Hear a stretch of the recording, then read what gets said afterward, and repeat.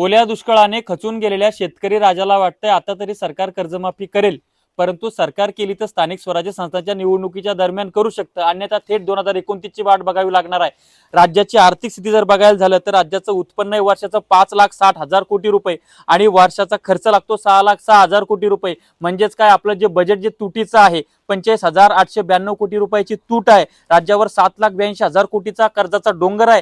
राज्याला नुसतं व्याजापोटी 56,727 कोटी रुपये इतकं व्याज आपण भरतो आहोत। म्हणजे समृद्धी हायवे झाला होता तेवढ्या पैशात इतकं व्याज आपण दरवर्षी भरतो आहोत।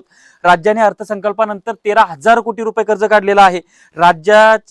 राज्यानं केंद्र सरकारला 1,32,000 कोटी रुपये कर्ज घेण्यासाठीची परवानगी मागितलेली आहे।